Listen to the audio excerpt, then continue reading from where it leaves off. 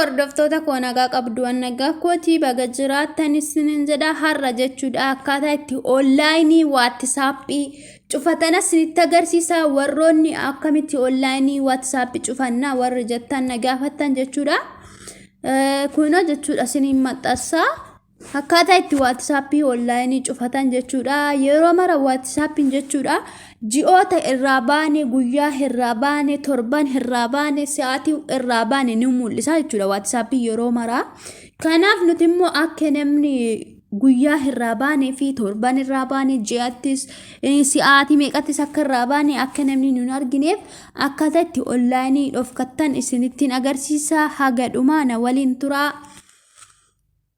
isiniin jedha warroonni haaraa dhuftan immoo YouTube ko subscribe naaf godhaan isiniin jedha kunoo jechuudha iddoo mallattoo kanarra yoo tuttan haala kanaan ishii kana akka viidiyoo ani guyyaatti sin gadhiisu sin bira ga'uuf jechuudha ol kan jettu kanarra gootu sanaa booda viidiyoo ani gadhiisu guyyaa guyyaadhaan sin bira ga'a jechuudha sanaa booda kunoo iddoo viidiyoo jedhu kanarra tuttu yeroo achirra tuqxan ani wantoota hani barnoota asirratti gadhiise kanarra warroonni jechuudha gaaffii na gaafattan as jalaa argattu jechuudha akkaataa itti imo onlaayinii cufan akkaataa feesbuukii gara afaan oromootti jijjiiratan jedhe asirra ni jira jechuudha bakka viidiyoo kanarra yoo tuqxanii akkasitti kallattumaan siniif baasaa jechuudha asirra argachuu dandeessu kana sinin jedha warroonni subscribe naaf gootanis like naaf gootanis galatoomaa sinin jaaladha WhatsApp geesse sini agarsiisa amma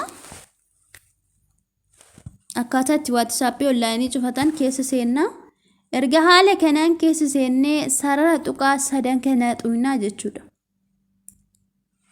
erga achirra xuqnee seetingii kan jedhu kana xuqnaa erga seetingii xuqnee akkaawuntii kan jedhu kana xuqnaa achi boodarraa kunoo iddoo mallattoo qulfii tanarra xuqnaa jechuudha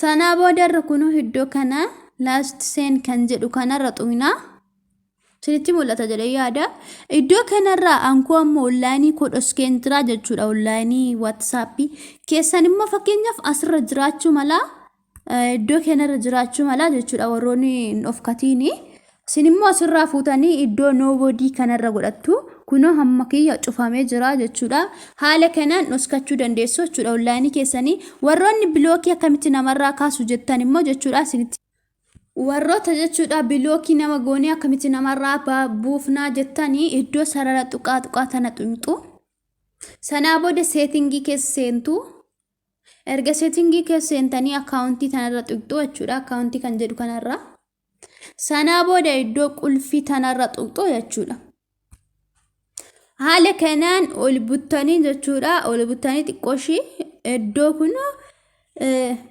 blocked contact kan jedhu kanarra xuqxu sanaa booda nama biloog gootan azalatti isinii baasaa jechuudha nama tokko qofa biloog godhee jira nama bilookii gootan azalatti isinii baasaa akkasumatti irra gadi qabdu jechuudha yeroo haala kanaan irra qabdan iddoo kanatti jechuudha yeroo akkasitti gadi qabdan barreeffamni isinii dhufaa jechuudha block kan jedhu kana maqaa wajjisinii dhufa achirra gadi tuqxu sanaa booda bilookiin irraa hiikkataa jechuudha kana fakkaataa iddoo kanarraa immoo jechuudha fuula WhatsApp keessanirraa fakkeenyaaf nama tokko jechuudha nama yeroo mara wajjin haasoftan akka namni sun jechuudha sinjala WhatsApp irraa sinjala fuula WhatsApp irraa sinjala hin dhokanne jechuudha yeroo mara akka argattan akka seentaniin ganaa eessa jettanii barbaadirra maal gootu gadi qabdu jechuudha akkatti gadi qabdu yeroo haala kanaan gadi qabdanii kunoo mallattoo ishii kanarra xuqxu jechuudha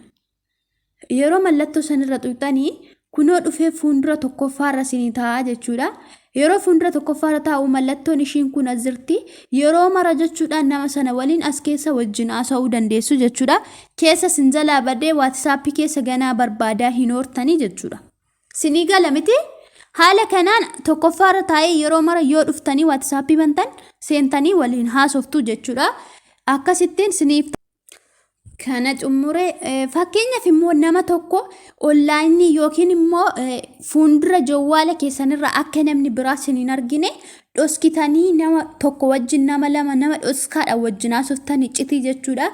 Fuula WhatsApp irraa dhoskuu ni dandeessu.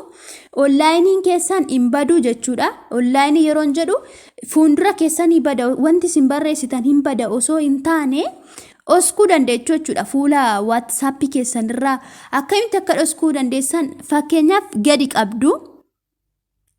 Yeroo haala kanaan gadi qabdanii akkasitti quba keessaniin gadi qabdu jechuudha. Innuu mallattoo raayitiitti godha. Yeroo haala kanaan gadi qabdanii kunoo ishii kanarra tuqxu. Barreeffamni isin walii barreessitan hin baduu jechuudha.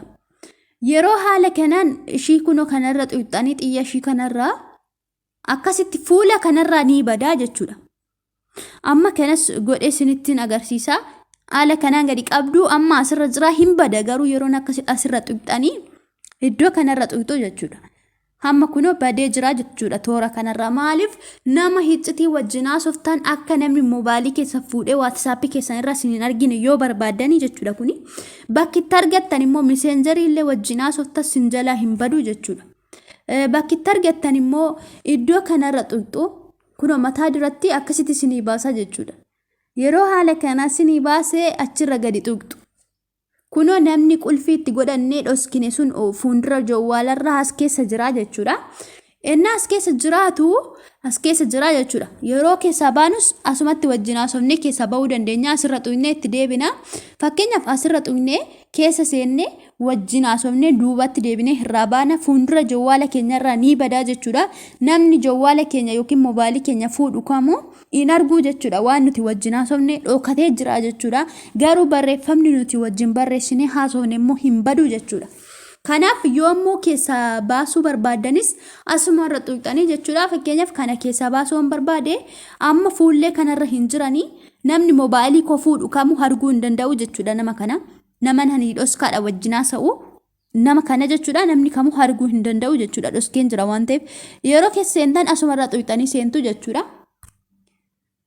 Yeroo keessa baasuu barbaadanis asumarra gadi qabdu barreeffamni si wajjin haasoftan tasaan baduu jechuudha. Akkasitti ennaa gadi qabdanii akkasitti raayitiitti godha. Dhuftanii mallattoo kun ol garagartee jirtu kana iddoo kanatti jechuudha isinitti mul'ata jedhee yaada. Achirra tuqxuu keessa ba'aa jechuudha. Amma isinitti baaseen agarsiisa. Akkasittiin kunoo hamma deemetu